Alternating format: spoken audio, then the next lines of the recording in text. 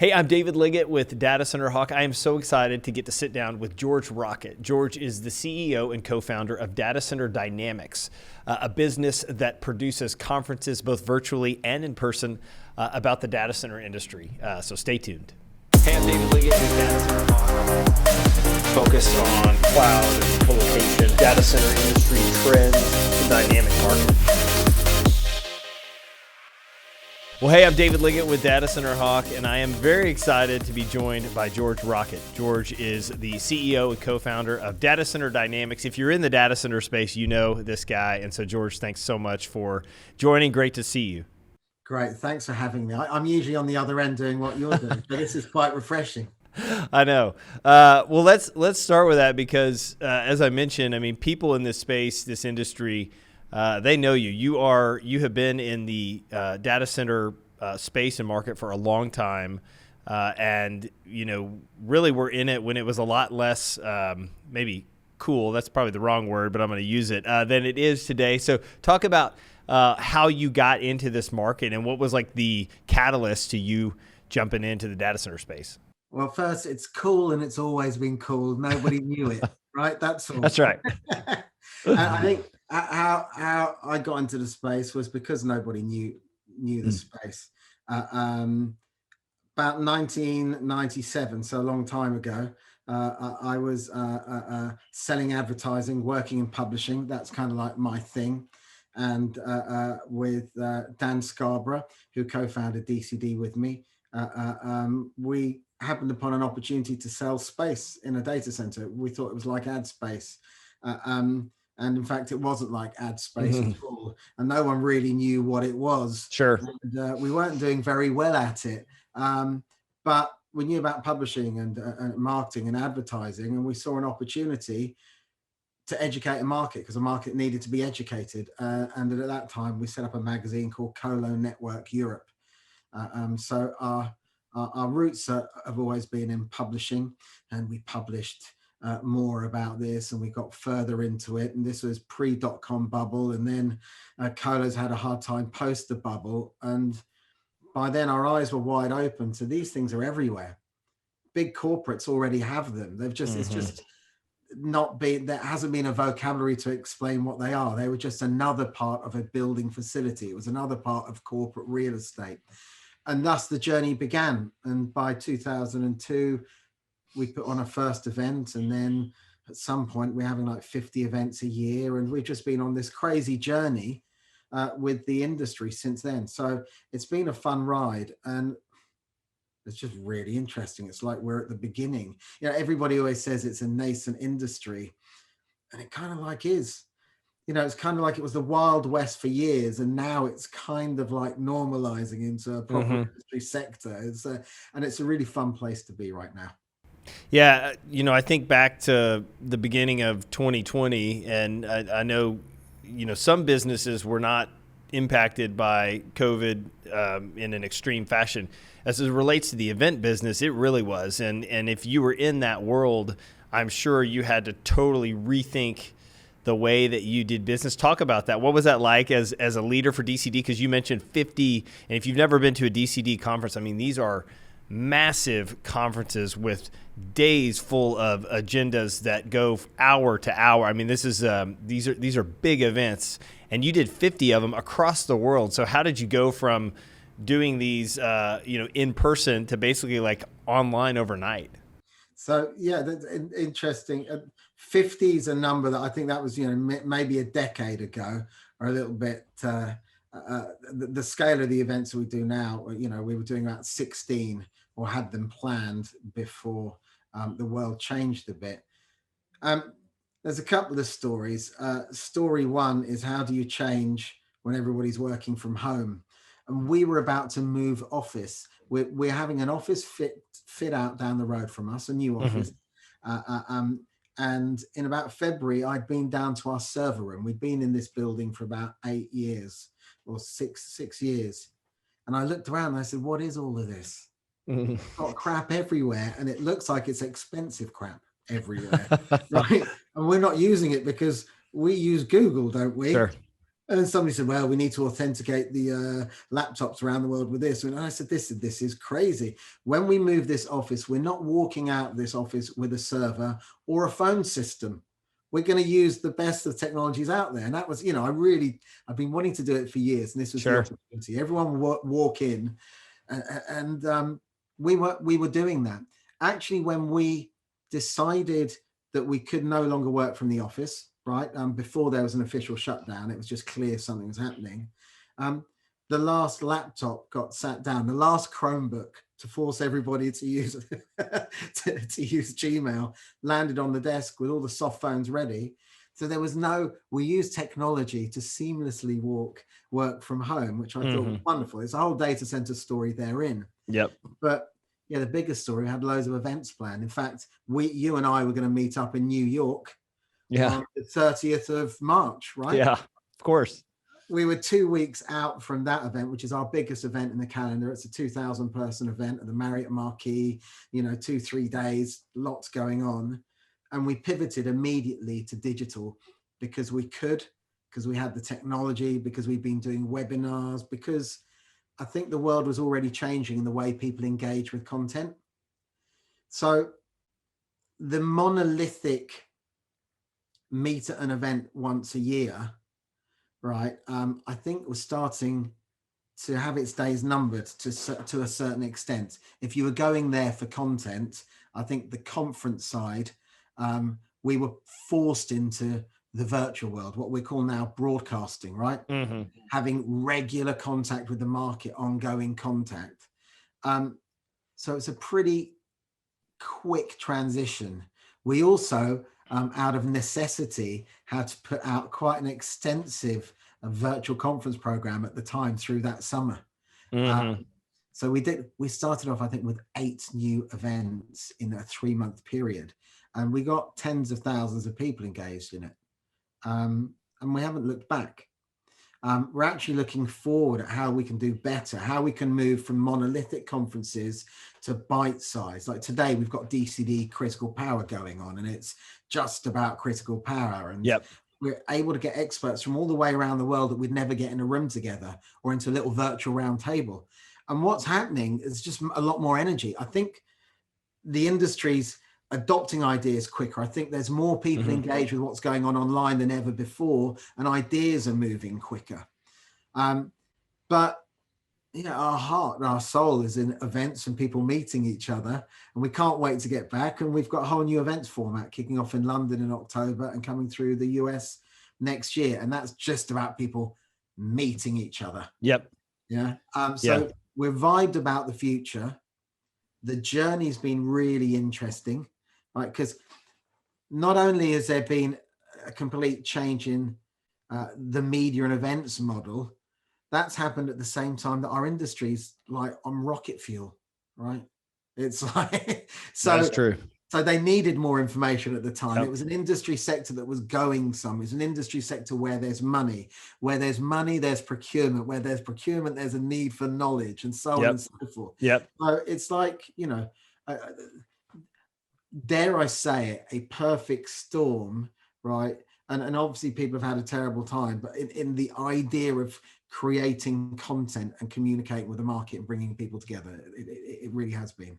Yeah, one of the things you mentioned that reminds me of, companies probably would have struggled significantly, like just going from the normal way of business to digital. That process is really hard and it takes a lot of thought. Well, the environment really forced a lot of people into that, whether they liked it or not. So that pain that they felt, it was, you had to do it if you wanted to survive in certain ways. And so I think that was probably good for a lot of companies across the board, not just for the data center industry. The second thing you mentioned was just about getting people back together. I think that, when conferences better than anyone, but the value of human connection, face-to-face connection, I think this time period has made us realize how valuable that really is. And I think it probably took a scenario like this, unfortunately, to make, people realize that, man, there is great value in being able to go to New York and, sit with others and listen and learn and connect. And I think that, I think while this has created a whole new market related to like specific topic interest and different things that probably DCD and others can do on a topic level, it's also maybe reinvigorated or rejuvenated the enjoyment around being with other people at conferences and et cetera, that I think will happen over the next 12 to 24 months. So you mentioned the power power conference that you're doing today, or the webinar. Talk to me about what you've seen be the topics that people in the data center industry have wanted to hear about. I mean, you all track this very well. So actually, we were on a webcast, I don't know if it was 3 to 6 months ago, and you showed me some of the thought process and thought leadership DCD has taken to engage users and really understand what users are wanting to listen to and hear about. I was really impressed by that. Talk about what some of those topics are that you think people want to hear about today.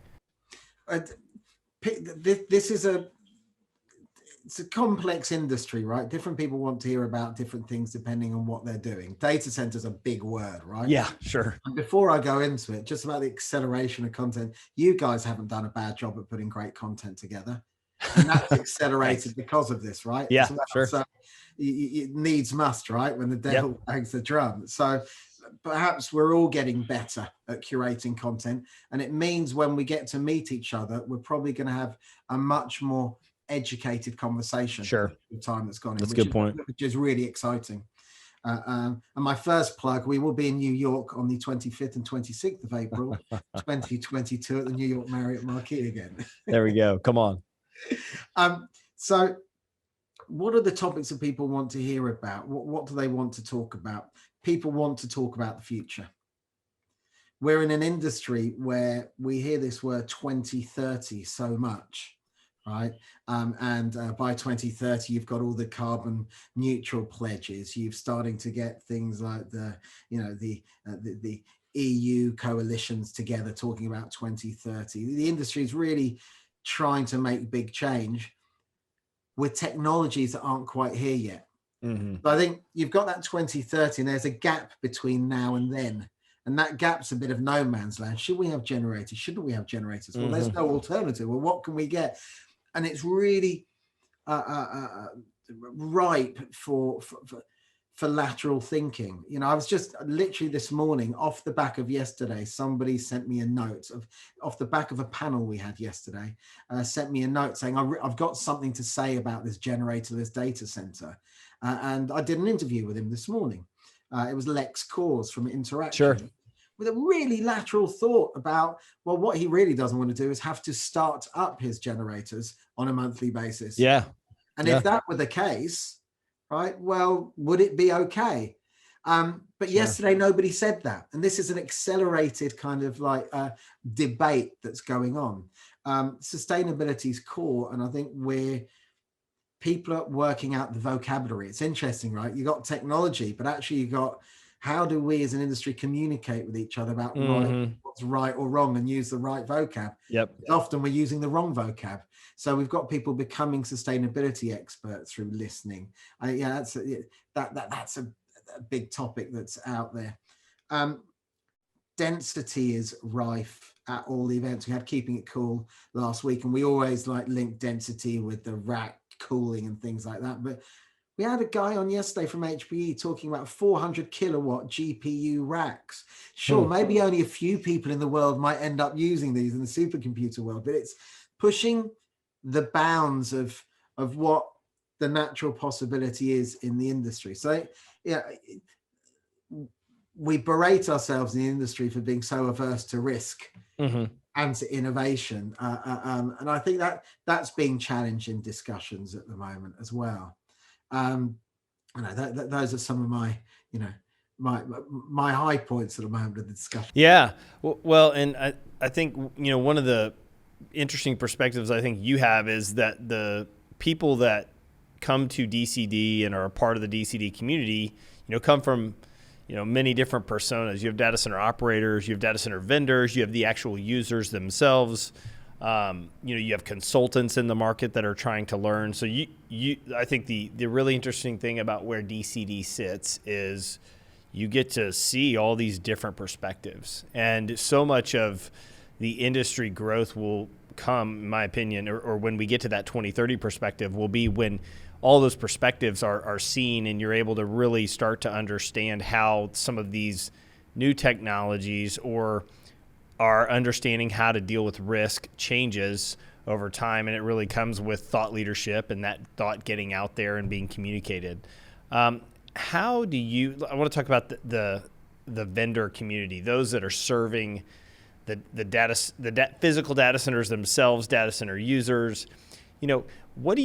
Have you seen that group change over time? As you mentioned, y'all started in 1997 in the data center space, but those that are really trying to serve the market, what are they doing differently? What are they doing to really change how they approach the market?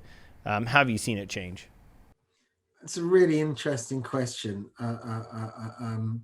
It's something worthy of doing kind of like a thesis on, isn't it? Yeah. But I'll tell you kind of like from gut. We've got many of the same vendors. It's interesting. You've got the behemoth vendors. They're enormous. You've got the Vertivs, ex-Emersons, the Schneiders. You've got the Honeywells. And they spend an immense amount of money on R&D. They do in the hundreds of millions. And they are really sincere about, they meet with their clients. They're working together on solutions. You've got that big top end, right? And then you've got this huge slew of much smaller companies that are really expert in an area. Mm-hmm. I don't know if all industry sectors are the same, because obviously, as you can tell, by my age, I don't really know any other industry sectors. I don't know much else, but you see these dedicated suppliers that have grown up over time, and they've grown within an industry as the industry grows, and that's quite heartening to see.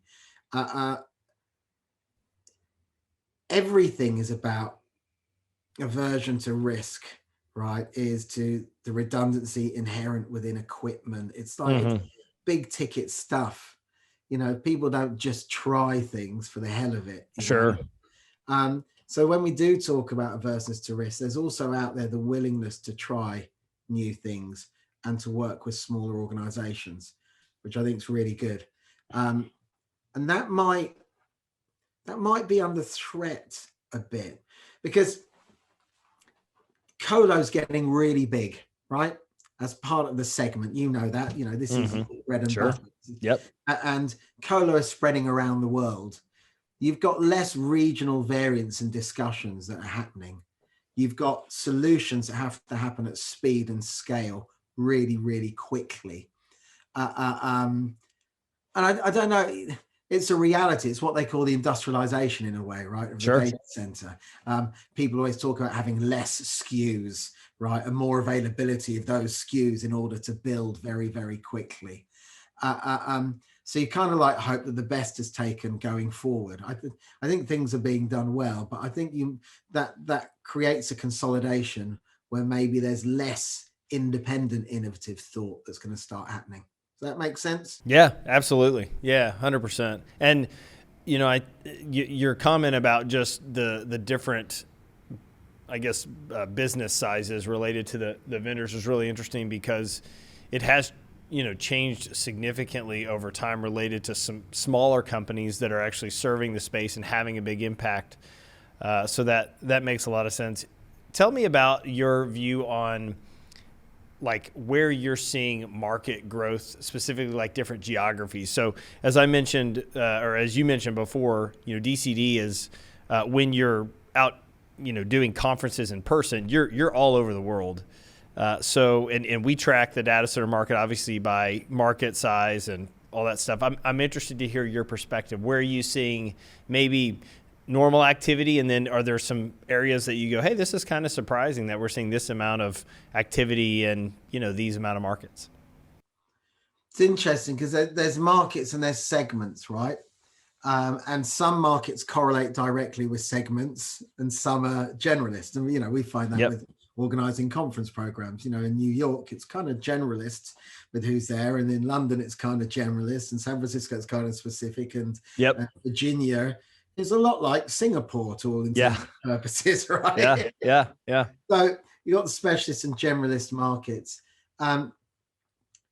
Everywhere is growing because IT transformation is pervasive across the world, right? And sometimes for language reasons, we don't see what's happening. Like, we don't see a lot what's happening in China, but it's just, they're having a build out equal or greater to ours. You then look at segments of the market, one that we're doing a lot more writing about, probably because it's in the public eye, is crypto.